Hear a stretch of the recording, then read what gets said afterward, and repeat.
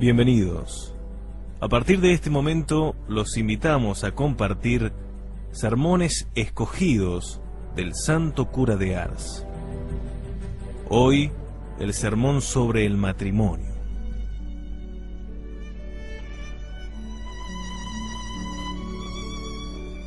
Cuán felices serían los cristianos si tuviesen el acierto de imitar a esos devotos esposos que invitaron a Jesucristo a que asistiese a sus bodas, les bendijese y les comunicase las gracias necesarias para su santificación.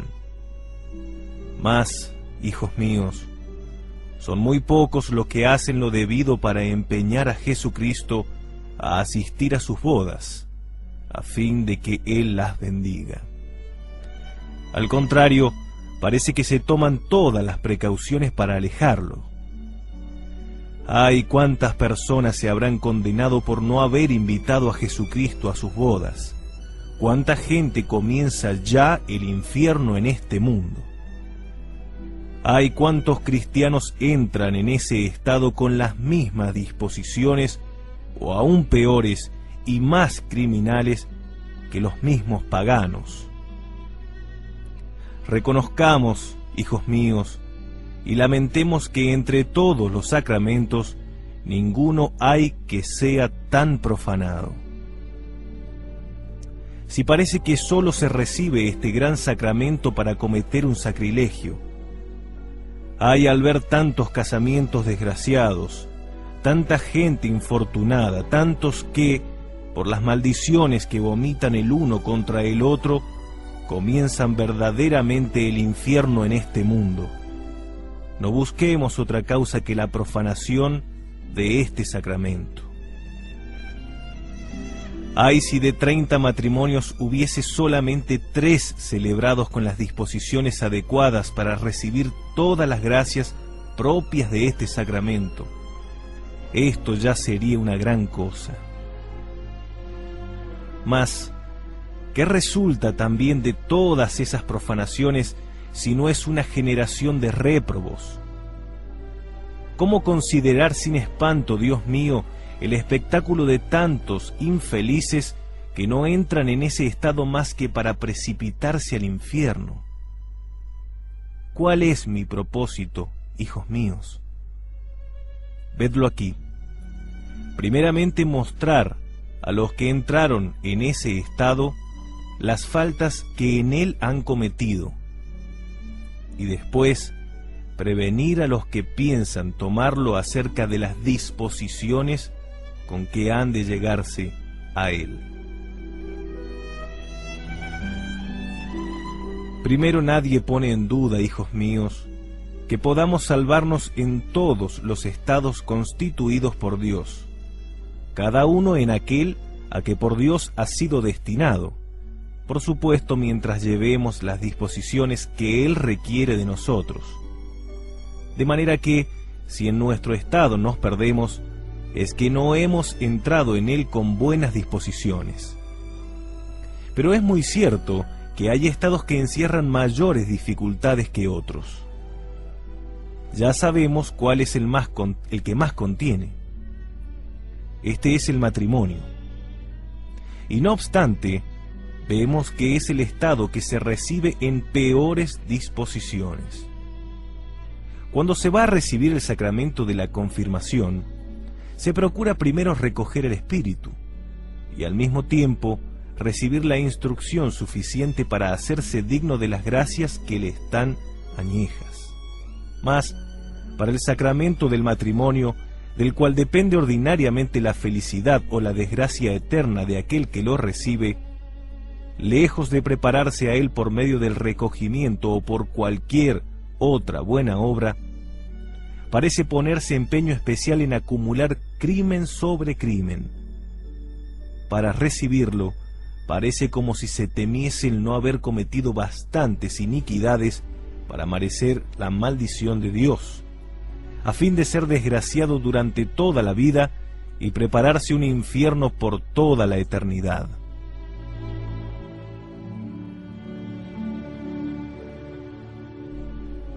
Cuando uno quiere entrar en el estado eclesiástico o en un monasterio, o hasta quedarse en el celibato, lo consulta, ora, practica un montón de buenas obras, al objeto de pedir a Dios lo mejor posible, la gracia de conocer su vocación, aunque en el orden religioso todo nos lleva a Dios, todo nos aparta del mal. A pesar de ello, se toman todas las precauciones. Mas para el matrimonio, en el que es tan difícil salvarse, o por mejor decir, donde hay tantos que se condenan, ¿cuáles son los preparativos que se hacen para pedir a Dios la gracia de merecer el auxilio del cielo, tan necesario para podernos santificar en tal estado? Son contados los que se preparan, o en todo caso, lo hacen de una manera tan fría que en ello no toma ningún interés el corazón. Desde el momento en que un joven o una joven comienzan a pensar en colocarse, empiezan también a apartarse de Dios, abandonando las prácticas de religión, la oración y los sacramentos. Los adornos y los placeres ocupan el lugar de la religión, y los crímenes más vergonzosos reemplazan a los sacramentos. Y siguen por ese camino hasta el momento de entrar en el matrimonio, en el que la mayor parte, por no decir todos, consuman su condenación eterna cometiendo 3 sacrilegios en el espacio de 2 o 3 días, a saber, profanan el sacramento de la penitencia, profanan el sacramento de la Eucaristía y también el del matrimonio. Si por desgracia el sacerdote les ha administrado antes los 2 primeros. La mayor parte de los cristianos entran en el matrimonio con un corazón 1000 veces más corrompido por el vicio de la impureza que muchos paganos, los cuales nunca se atreverían a lo que tantos y tantos cristianos se atreven. Una joven que desea alcanzar un joven no da muestras de mayor pudor que una bestia la más inmunda. Ay, es ella quien abandona a Dios, y Dios la abandona después a ella, y entonces se lanza perdidamente a lo más infame. Ay, ¿qué ha de ser de esos pobres que reciben el sacramento del matrimonio en semejante estado? Sobre todo cuando muchísimos de esos desgraciados no descubrirán su miseria en la confesión. Oh Dios mío, ¿con qué horror puede y debe mirar el cielo tales matrimonios?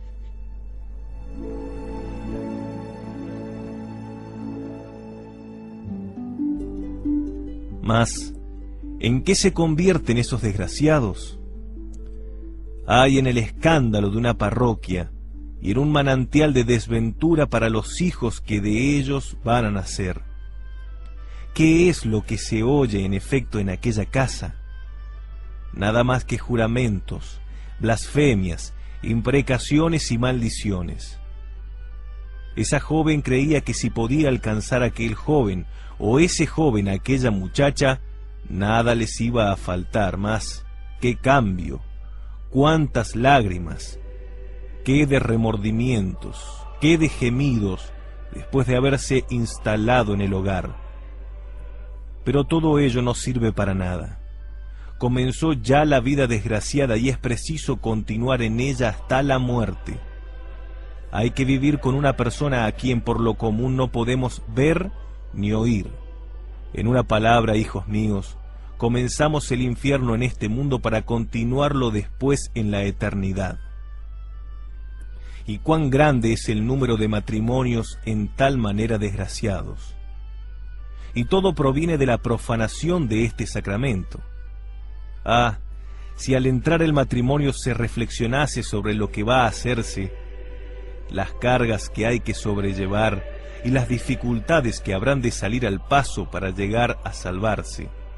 Oh Dios mío, con cuánta mayor prudencia portaríase uno. Pero la desgracia de la mayor parte está en que al entrar en dicho estado han perdido ya la fe. Añádase a esto que el demonio por su parte hace todo lo posible para hacerlos indignos de las gracias que Dios le concedería si estuviesen bien preparados. Y el demonio no solamente espera su alma, sino que además avisora como víctimas suyas a los hijos que van a nacer. Cuán dichosos son los que Dios no llama a ese estado. Cómo deben dar repetidamente gracias a Dios por haberlos librado de tales y tantos peligros de perdición. Esto aún prescindiendo de que en el ciclo estarán más cerca de Dios, de que todas sus acciones les serán más agradables, de que su vida será más plácida y su eternidad más dichosa. Dios mío, ¿quién será capaz de entender esto? Casi nadie, pues todos siguen no su vocación, sino el impulso de sus pasiones.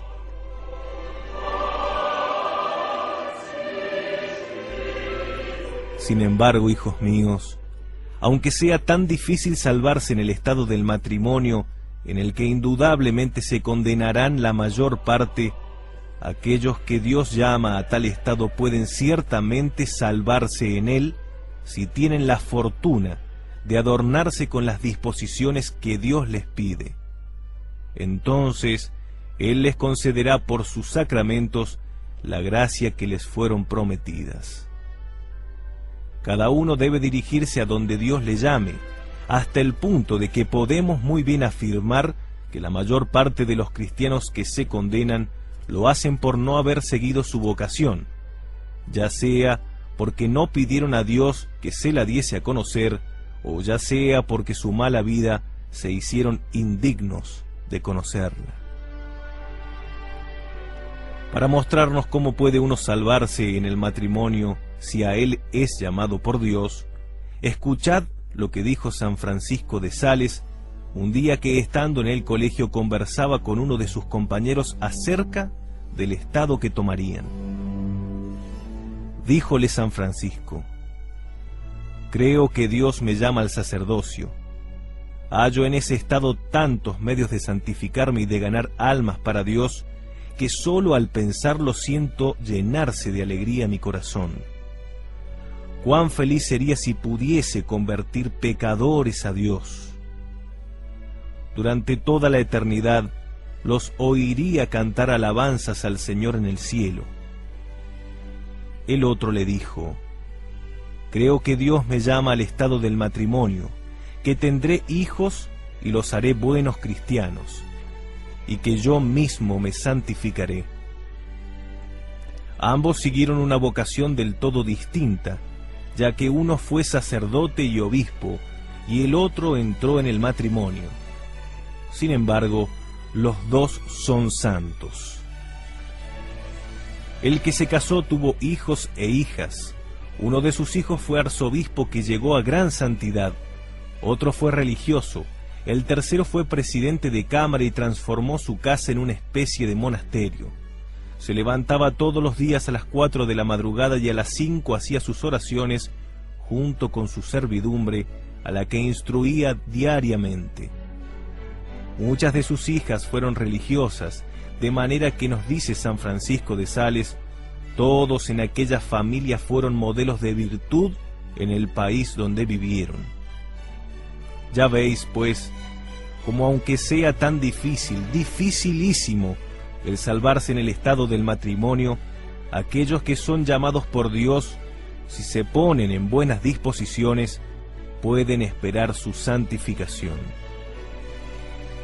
Pero vamos a tratar de una manera más directa de lo que respecta a este sacramento.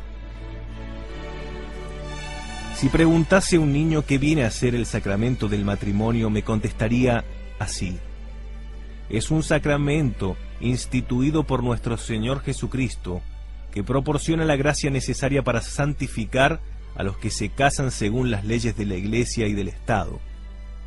Mas, ¿cuáles son las disposiciones requeridas para recibir las gracias que Dios nos comunica por medio de este sacramento? Son estas: estar suficientemente instruido acerca de los deberes de su estado y de las tribulaciones que en él se experimentan. Hallarse en estado de gracia, esto es, haber hecho una buena confesión de todos sus pecados, con un verdadero propósito de no volver a cometerlos. Si me preguntáis por qué es preciso hallarse en estado de gracia para casarse, os contestaré: porque es un sacramento de vivos, es decir, que nuestra alma debe hallarse limpia de pecados. No estando en gracia, se comete un sacrilegio, a menos que ello sea por falta de suficiente instrucción. Los que quieren recibir dignamente este sacramento deben estar suficientemente instruidos a fin de conocer sus obligaciones y de poder enseñar a sus hijos cómo deben portarse para vivir cristianamente. Si el que se casa no sabe en qué consiste el sacramento que va a recibir, quién lo instituyó, qué gracias nos comunica, cuáles son las disposiciones de que debemos adornarnos, es evidente que no puede menos de cometer un sacrilegio. ¿Cuántos sacrilegios se cometen al recibir este gran sacramento y cuánta gente se casa sin saber ni los principales misterios? Por ejemplo, ¿cuál de las tres divinas personas se hizo hombre? No sabrían ni siquiera responderos que es la segunda persona la que tomó un cuerpo y un alma en el seno de la Santísima Virgen por obra del Espíritu Santo, y que esto se celebra el 25 de marzo, que en el 25 de diciembre fue cuando a medianoche vino Jesús a este mundo y que nació como hombre y no como Dios, ya que como Dios existe desde toda la eternidad.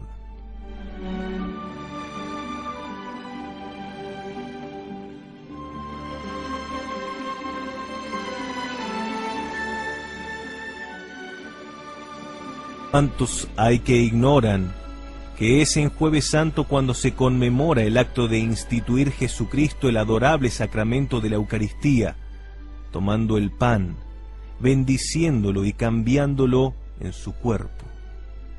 E ignoran que después tomó el vino y lo transformó en su sangre, diciendo enseguida a sus apóstoles: cuantas veces pronunciareis estas palabras, obraréis el mismo milagro.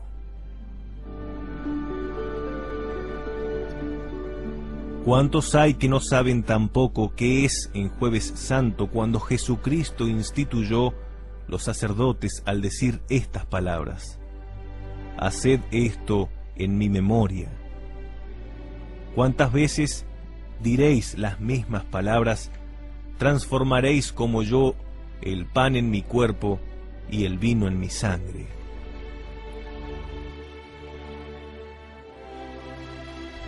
Hasta tal vez algunos ignoran el día en que murió el Salvador, el día en que resucitó y el día en que subió a los cielos. ¿Esto os admira? Ay, que existen también más de 4 que ni aún saben cuánto sufrió y cómo murió el Redentor. Es decir, que no saben que Dios sufrió y murió como hombre y no como Dios, ya que como Dios no podía padecer ni morir. ¿Cuántos hay que creen que las 3 personas de la Santísima Trinidad sufrieron y murieron? ¿Cuántos no saben que Jesucristo como hombre es más joven que la Santísima Virgen y que como Dios existe desde toda la eternidad? ¿Cuántos se hallarían perplejos si antes de casarse se les hubiese preguntado quién instituyó los sacramentos, cuáles son los efectos de cada sacramento en particular y cuáles son las disposiciones que cada sacramento requiere para recibirlo? ¿Cuántos hay que creen que los sacramentos fueron instituidos por la Santísima Virgen o por los apóstoles, e ignoran que fue Jesucristo y que sólo Él podía instituirlos y unir a ellos las gracias que al recibirlos se nos comunican? Esto es, que el bautismo nos purifica del pecado que nos encadena al venir al mundo, que este es el primer sacramento que el hombre puede recibir y que las aguas fueron consagradas por el bautismo cuando San Juan bautizó a Jesucristo en el Jordán, que Jesús lo instituyó al decir a sus apóstoles: «Id, enseñad a todas las gentes, bautizándolas en nombre del Padre, del Hijo y del Espíritu Santo». ¿Cuántos hay que no tienen conocimiento de quién es el Espíritu Santo que reciben en el sacramento de la confirmación, ni saben que este sacramento solamente puede ser administrado por los obispos y que es necesario el estado de gracia para recibirlo? ¿Cuántos no saben en qué momento se recibe el sacramento de la penitencia e ignoran que es precisamente cuando se confiesan y se les da la absolución, pero no todas las veces que simplemente se confiesan? ¿Cuántos no saben que en el sacramento de la Eucaristía reciben el cuerpo, la sangre y el alma de nuestro Señor Jesucristo, y que en él no reciben ni a los ángeles ni a los santos? ¿Cuántos no saben apreciar la diferencia entre el sacramento de la Eucaristía y los demás? Es decir, no saben que en el sacramento de la Eucaristía reciben el cuerpo adorable y la preciosa sangre de Jesucristo, mientras que en los otros no recibimos más que la aplicación de los méritos de su sangre preciosa. ¿Cuántos no conocen cuáles sean los sacramentos de vivos y cuáles los de muertos, e ignoran también por qué se los llama así? No saben que el bautismo, la penitencia y en algunos casos la extrema unción son los sacramentos de muertos, ya que ellos nos devuelven a la vida de la gracia que habíamos perdido por el pecado.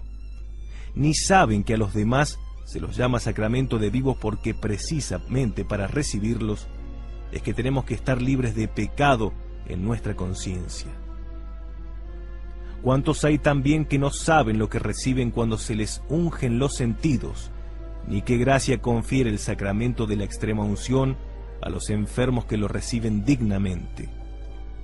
Esto es, no saben que este sacramento de la extrema unción los purifica de todos los pecados que cometieron por los sentidos, o sea, con los ojos, la boca, el oído, etc. ¿Cuántos otros han ignorado la gracia que comunicaba el sacramento del matrimonio? ¿Cuántos que no saben que los sacramentos no empezaron su efecto hasta después de la venida del Espíritu Santo? ¡Ay, cuántos sacrilegios! ¿Cuántos casados se condenarán? Y sin embargo, si ignoráis todas estas cosas, habéis de pensar que todos los sacramentos por vosotros recibidos son pocos menos que sacrilegios. Otra razón que debe conducir a prepararse lo mejor posible para recibir todas las gracias que este sacramento confiere es la de considerar que en tal estado hay ciertamente muchas miserias que soportar. ¿Cuántas pobres mujeres hay que se ven obligadas a compartir su vida con maridos de genio irascible, a los cuales una pequeña tontera hace montar en cólera? Como leones, están siempre contra ellas, las reprenden y hasta con frecuencia las maltratan. Ni el pan las dejan comer con tranquilidad. Y ellas mueren de tristeza. Raro es el día que pasan sin derramar una lágrima. Otras hay cuyos maridos consumen todos sus haberes en la taberna, mientras que en su casa la mujer con sus hijos perece de miseria. Esto que digo de los maridos es también aplicable a las mujeres. ¿Cuántos maridos tienen por esposa a mujeres de cuya boca no sale nunca ni una palabra amable, que los desprecian, que abandonan los quehaceres de la casa, que no hacen otra cosa que reprenderlos desde la mañana hasta la noche? Habréis de convenir, pues, conmigo, que es necesaria una gracia extraordinaria para sufrir todo esto sin quejarse y convertirlo en mérito para la otra vida. Pues bien, hijos míos, Si hubieseis recibido todas las gracias que os confiere este sacramento, tendríais un tesoro infinito para el cielo. Las gracias que Dios os preparó para salvaros y que ha vinculado a vuestra vocación, os volverían soportable todo aquello, removiendo cualquier ocasión de queja. Pero ¿de dónde viene que este hombre no pueda sufrir los defectos que nota en su esposa y que la mujer maldiga a todas horas a su marido por borracho? Es que tales personas no han recibido las gracias del sacramento del matrimonio, no pueden dejar de ser desgraciadas durante su vida y tal vez condenarse después de su muerte. Pero además de todo lo que acabamos de decir, hay todavía una mayor desdicha que lamentar, y es que los hijos participan de la desgracia de sus padres. ¿Quién podrá mostrar el estado deplorable de los hijos que nacen de tales matrimonios? Los veréis vivir casi como bestias, ignorando los padres por completo su religión. Es imposible que la puedan enseñar, por supuesto, a sus hijos. ¡Ay! Niños existen de 10 u 11 años de edad que no saben aún las oraciones del cristiano, ni una palabra de religión, y de cuya boca no sale ya otra cosa que juramentos y malas conversaciones. ¡Ay, cuántas personas casadas y cuántos hijos condenados! Si no se hubieran aquellos casado, a lo menos se habrían condenado solos. ¿Cómo puebla los infiernos la profanación de este sacramento? Pero me diréis, ¿qué debe hacerse para entrar santamente en este estado? Amados míos, vedlo aquí.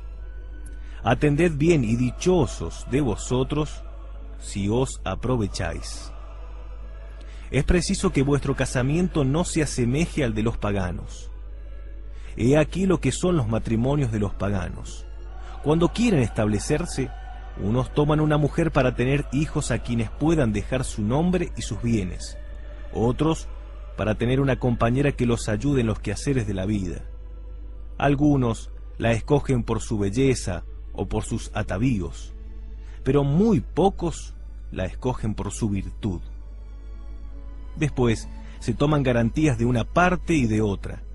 Concertado el contrato, se celebra la boda, rodeada de ciertas ceremonias religiosas, por supuesto a su manera.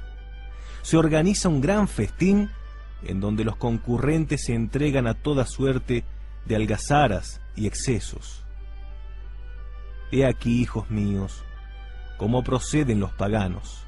Esto es lo que no tienen, como nosotros, la dicha de conocer al verdadero Dios. Si vuestras bodas no ofrecen cosa mejor, estad seguro que habéis profanado este sacramento, y después de ello tendréis aún que resignaros a pasar una eternidad desdichada en los infiernos. Es pues ciertamente el espíritu de piedad lo que caracteriza el matrimonio cristiano. De aquí que sea preciso recibirlo en nombre de Jesucristo, con intención de agradarle y de seguir su vocación, proponiéndose la salvación del alma y nada más. No es, pues, ni el interés, ni el deseo de seguir las inclinaciones del corazón lo que debe conducir a un cristiano a casarse, sino el ánimo de seguir la voz de Dios que os llama a ese estado, y el propósito de educar cristianamente a los hijos que Dios será servido concederos. Pero en un negocio de tanta importancia no debe darse un solo paso con precipitación, y no omitir el consultarlo con los padres, ni decidir nada sin su consentimiento. Los padres, por otra parte, no deberán jamás obligar a sus hijos a casarse con persona a quien no aman, ya que en tal caso uno y otra serían indefectiblemente desgraciados. Débese siempre y ante todo escoger a personas piadosas. Debéis preferirlas hasta cuando posean menos bienes que otras, pues podéis tener la seguridad de que Dios bendecirá vuestro matrimonio, mientras que en los que carecen de todo sentimiento religioso, veréis cómo sus bienes son dilapidados en poco tiempo. No hagáis como muchas, que toman a un joven de malas inclinaciones, dado a la bebida, diciendo que después de casado se corregirá. Por lo común sucede todo lo contrario. Él se hará cada día peor, y vosotros consumiréis vuestra vida en una especie de infierno. ¡Ay, cuán numerosos son tales matrimonios! Por medio de la oración y las buenas obras, es como debéis implorar a Dios la gracia de conocer a aquel o aquella que Él os tiene destinado. Dícese que para que un matrimonio sea acertado o dichoso es preciso que antes de ser concertado en la tierra, sea preparado en el cielo.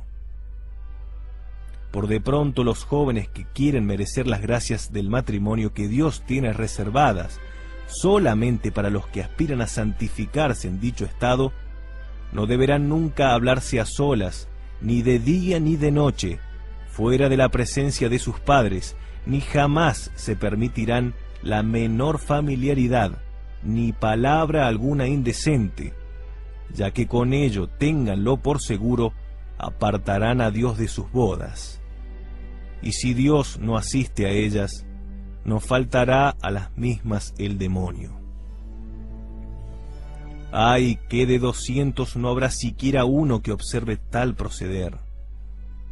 Pero puede también afirmarse que de 200 matrimonios, de 200 familias, no existe una tan solo en que reinen la religión y la paz, de tal manera que pueda ser tenida como una casa donde mora Dios. Por el contrario, hay muchos que por espacio de 3 o 4 años se abandonan a los bailes, teatros, tabernas, en los cuales lugares pasan las 3/4 partes de la noche solos, dispuestos a permitirse todo aquello que el demonio de la impureza sea capaz de inspirarles. Dios mío, y allí están los cristianos, que bajo el velo nupcial han de aportar un corazón puro y libre de todo pecado. ¡Ay! ¿Quién podrá calcular el gran número de pecados que cubren su corazón y afean su alma? ¿Cómo podrá esperarse que Dios, con ser omnipotente, pueda bendecir las bodas de gente que así ha vivido? Que quizás ni se encomienda a Dios al levantarse o al acostarse, que desde muchos años abandonó los sacramentos, o si lo frecuentó, fue solo para profanarlos. ¡Ay, cómo será posible que la sangre adorable de Jesucristo pueda descender sobre esas bodas para santificarlas y hacer que las penalidades del matrimonio se dulcifiquen y sean meritorias para el cielo! ¡Ay, cuántos sacrilegios y cuántas personas casadas irán a arder en los abismos! Dios mío, y cuán poco conocen los cristianos por dónde ha de venir su desgracia y su perdición eterna. ¡Ay, que después de sus bodas no dejarán sus infames crímenes, siempre en las mismas iniquidades, siempre en el camino del infierno, en donde caerán a no tardar! No, hijos míos, no entremos en detalles acerca de los horrores que en el matrimonio se cometen, pues ello hace morir de pesadumbre.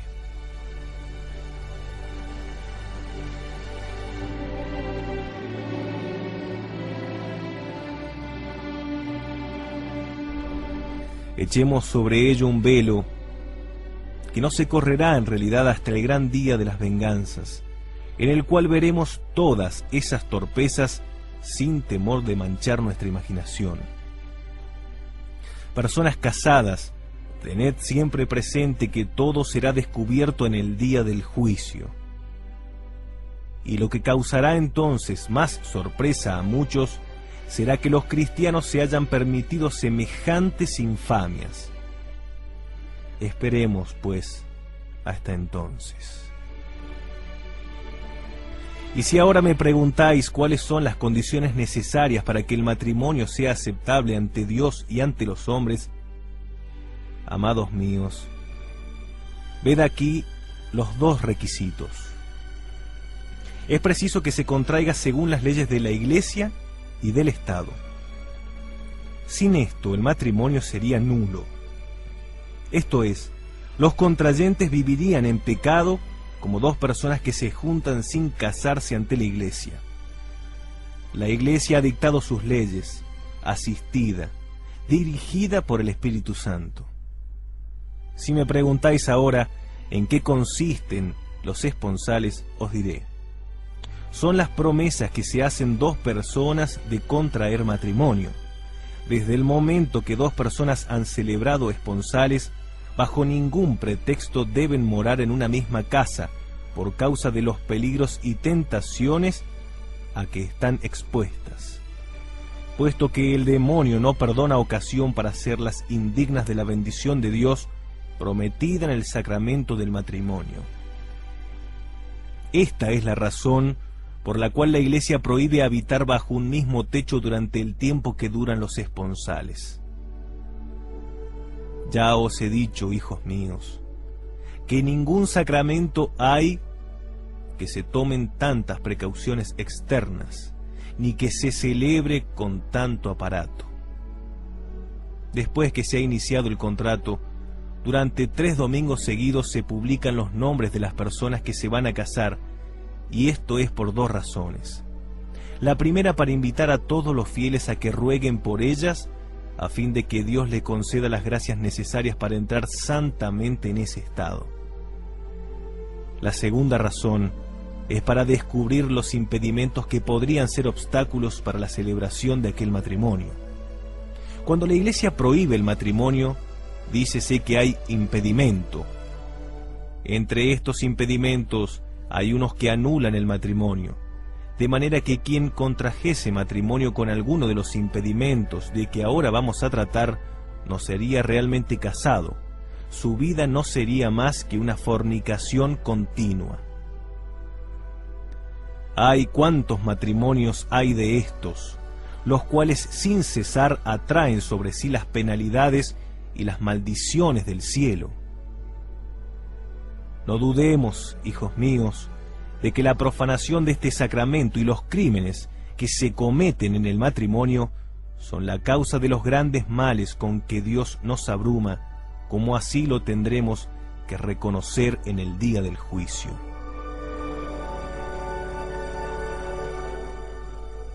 Hemos dicho que hay impedimentos llamados dirimentes.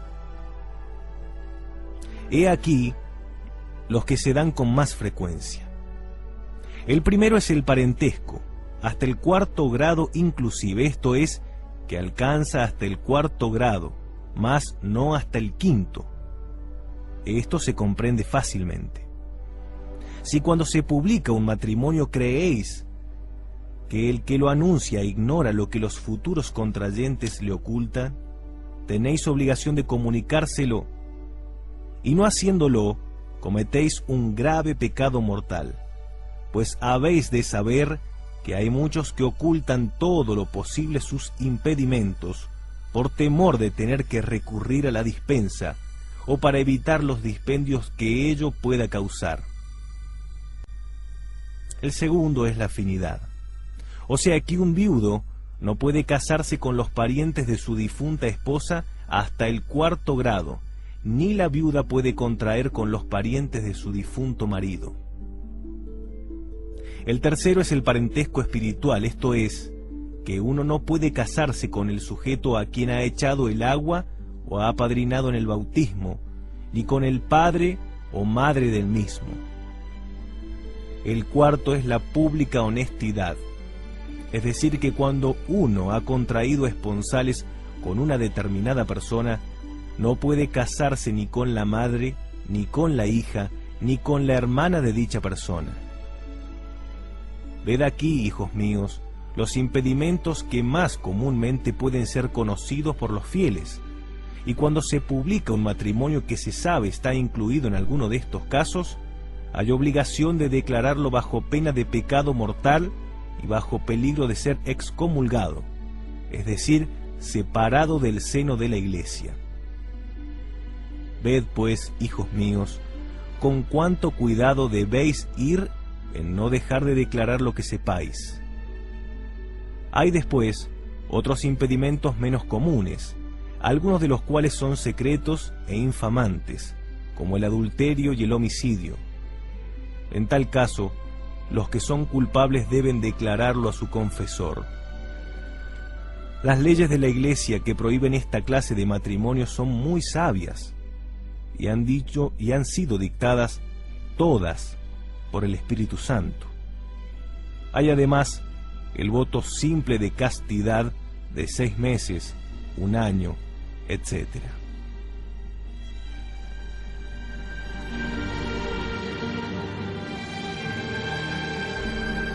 Sin embargo, a veces la Iglesia concede dispensa de ciertos impedimentos, imponiendo la obligación de dar alguna limosna. Pero tened siempre presente que las dispensas pedidas en las que no se han declarado las cosas tal como son, no valen nada. El Papa solamente accede a condición de que sea verdad lo que se le está diciendo, lo que se le declara. De manera que si lo que decimos no es del todo exacto, esto es, si alegáis razones que no son tales o las exageráis, las dispensas obtenidas no valen nada y por consiguiente vuestro matrimonio es nulo. Es decir, no estáis casados y habéis cometido un sacrilegio recibiendo el sacramento del matrimonio, así como recibiendo los demás sacramentos que suelen acompañarle. ¡Ay, cuán grande es el número de esos desdichados! Y cuán confiados duermen mientras el demonio les prepara un infierno eterno. No aleguéis, pues, nunca razones falsas. Y cuando vuestros pastores no hallen aceptables las aportadas, guardaos de forzarlos con la amenaza de que vais a juntaros a pesar de todos los obstáculos. ¡Ay, cuántas personas casadas se condenan! Pero me diréis, ¿cómo debe pasarse el tiempo de los esponsales? Vedlo aquí. Ese tiempo es un tiempo sagrado que habéis de pasar en el retiro, la oración y haciendo toda clase de buenas obras, todo para merecer de Jesucristo, que como a los esposos de Caná de Galilea, os haga la merced de asistir a vuestras bodas para bendeciros, concediéndoos los auxilios necesarios para poder santificaros en ella. Es recomendable y a veces necesario hacer una confesión general, sea para reparar las faltas que durante la vida se habrán podido cometer, sea para hacerse más digno de recibir este sacramento, toda vez que las gracias son más o menos abundantes a proporción de las disposiciones con que se recibe.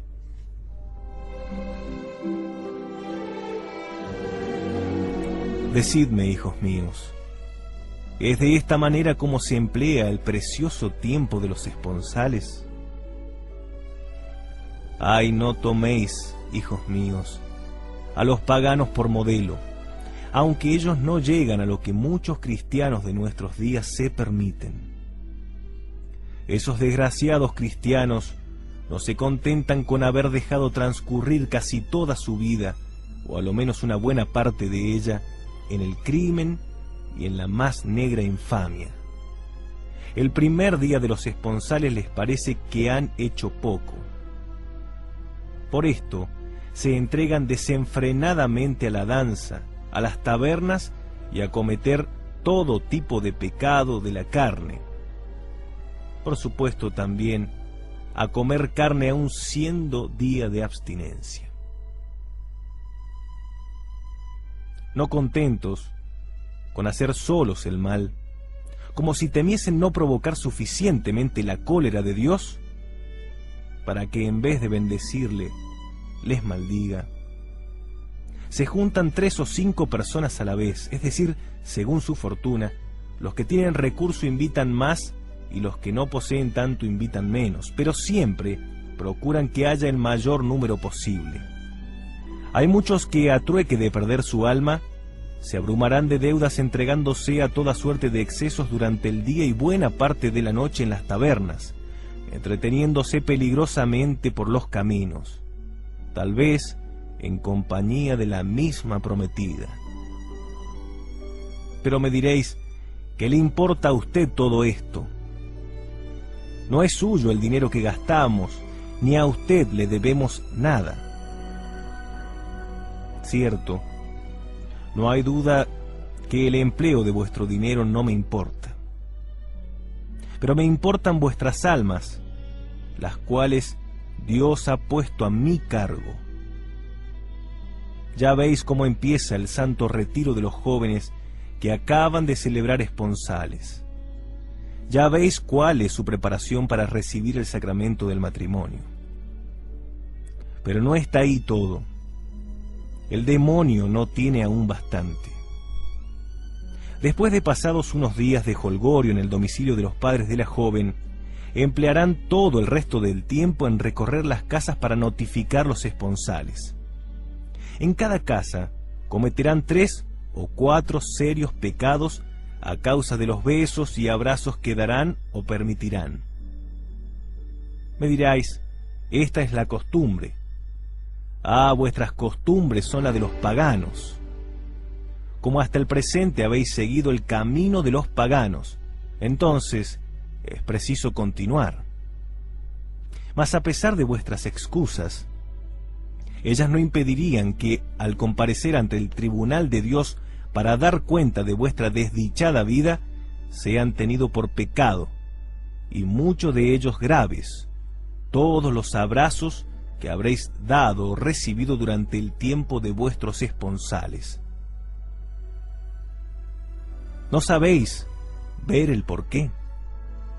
Es que vuestra vida y vuestra vista está enturbiada. Mas no os inquietéis, pues ya os la esclarecerá el mismo Supremo Juez. ¿Por qué no se hacen esas manifestaciones de cariño los jóvenes entre sí y las muchachas ellas con ellas? Bien claro lo veo, porque el demonio no hallaría en ello su ganancia. El tiempo de los esponsales transcurre en esta disipación, o mejor en esta cadena de pecados, dejando aún aparte lo que acontece entre las mujeres. Dios mío, ¿son esa gente paganos o cristianos? No lo sé. Lo que es cierto es que son almas infelices que el demonio devora y arrastra hasta precipitarlas al fuego de la perdición. Se acerca el tiempo del matrimonio. Faltan solo 3 o 4 días. Van a comparecer ante el tribunal de la penitencia sin arrepentimiento y sin propósito de enmendarse. La prueba es clara. No tenéis más que mirar los placeres a que se entregan, las danzas, los excesos en la comida y en la bebida. Inauguran la familia entregándose el día de su casamiento a todo lo que el demonio es capaz de inspirarles, y aún peor si es posible les fuera. Acaban de recibir este gran sacramento. Digo que lo acaban de recibir mal. Acaban de cometer un horrible sacrilegio y van a poner el sello de su reprobación, sumiéndose 1 día, 2 días o más, en toda suerte de excesos y disipaciones. Dios mío, ¿qué pensaremos de estos pobres cristianos? ¡Ay, los habéis abandonado ya! Porque ellos no han omitido nada para forzaros a maldecirlos y rechazarlos. Pero me diréis, es ciertamente lícito en tal día el regocijarse. Sí, no hay duda de ello. Mas regocijarse en el Señor. Podéis ahora decir lo que os plazca, mas no por esto dejaréis de rendir cuentas hasta de 1 céntimo gastado inútilmente. Podéis ahora mofaros de esto, pero no impediréis que ello sea tal como yo os digo. En su día ya lo veremos, procurad que entonces no sea ya demasiado tarde para vosotros. Nos cuesta mucho creer todo esto, pues que si obrásemos mal, Dios nos castigaría, y no obstante, vemos a muchos que se divierten y al mismo tiempo le marchan bien sus negocios.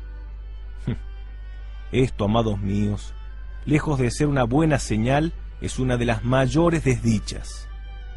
¿Sabéis por qué Dios nuestro Señor se porta de esta manera? Pues porque es justo.